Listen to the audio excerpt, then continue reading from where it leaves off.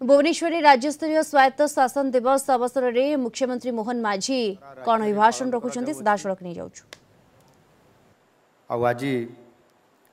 आमर ये भुवनेश्वर लोकसभा भवन सम्मिलनी कक्षर ये भव्य आयोजित कार्यक्रम रे आज मंचासीन एठी उपस्थित थिबा मानवर गृह निर्माण और नगर उन्नयन मंत्री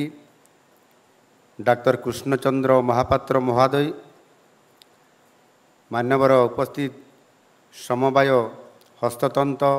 हस्तशिल्प और बयन शिल्प मंत्री प्रदीप बल सामंत महाशय, आम गाँव उपस्थित थिबा मुख्य शासन सचिव श्री मनोज आहूजा, आम गाँव उपस्थित थिबा आमर एकाम्र भुवनेश्वर विधायक मान्यवर बाबू सिंह महोदय, नगर निर्माण और नगर उन्नयन विभागर प्रमुख शासन सचिव Shrimati Usha Padhi, director municipality administration Shri Debashish Singh, mission director Swachh Bharat और आमर अधिकारी एवं विभिन्न उपस्थित विभागीय अधिकारी,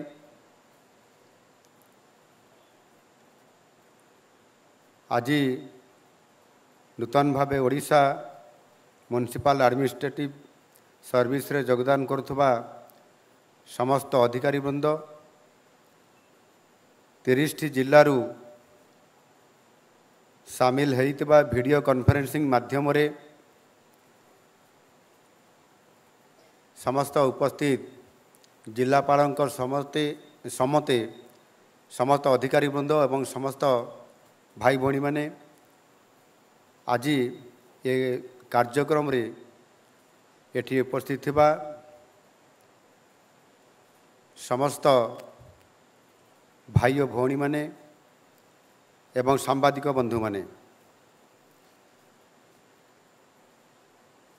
राज्यस्तरीय स्वायत्त शासन दिवस पालन अवसर रे समस्त ओडिशावासी को मोर सदिच्छा एवं शुभेच्छा ता सहित अभिनंदन मु जनाउछि। एक गणतांत्रिक राष्ट्र रे तार नागरिक मानकु स्वायत्त शासन माध्यम रे मौलिक सुविधा मान जोगै देबा निमंते शासनगत व्यवस्था रही एवं ताहा सहित मध्य आमे आमर किभଳି भाबरे आमे विभिन्न सहर मानकरे आमर जो जीवन शैली बढ़ुची धीरे धीरे जनगहली बढ़िबा सहित लोक मानकर सहर प्रति आग्रह बढ़िबा, सहर रे घर तैयारी करिबा एवं सहर रे जहा आमिनिटीज बा सुख स्वाच्छंदर व्यवस्था कराउची ताहा सहित मिसिकिरी एक सुखद जीवन यापन करिबा ये प्रकार बहुत अभिप्राय रहउची एवं स्वाधीनता प्राप्तिर यथेष्ट पूर्वरु मध्य देश रे स्वायत्त शासनर मूलदुआ पड़िथिला एवं इंग्रेज सरकार समय रे लॉर्ड रिपन जे कि जड़े अति विचक्षण बुद्धि संपन्न व्यक्ति थिले, सी प्रथम रे शहरी जीवन को किभଳି भाबरे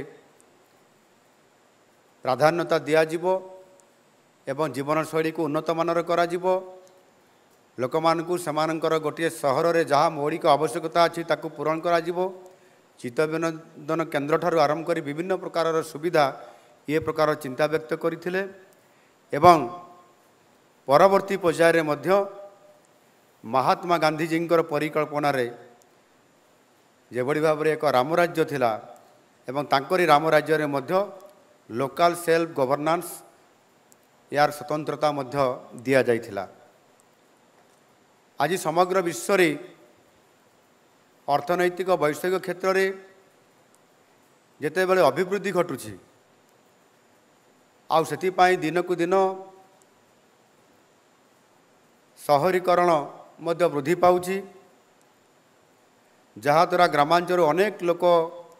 ବିଭିନ୍ନ ପ୍ରକାରର ଆଶା ଆକାଂକ୍ଷା ନେଇ ସୁନେଲି ସ୍ୱପ୍ନର ଆଶାରେ ଏବଂ ରୋଜଗାର ଅଧିକ ପାଇବା ପାଇଁ ମଧ୍ୟ ସହରକୁ ସେମାନେ ଯାଉଛନ୍ତି। ଆମ ଓଡ଼ିଶାରେ ମୋଟ ସହର ସଂଖ୍ୟା 115, म्युनिसिपालिटी कॉर्पोरेशन 5टी अच्छी, म्युनिसिपालिटी 48टी अच्छी एवं एनएससी 62टी अच्छी। अनेक समय रे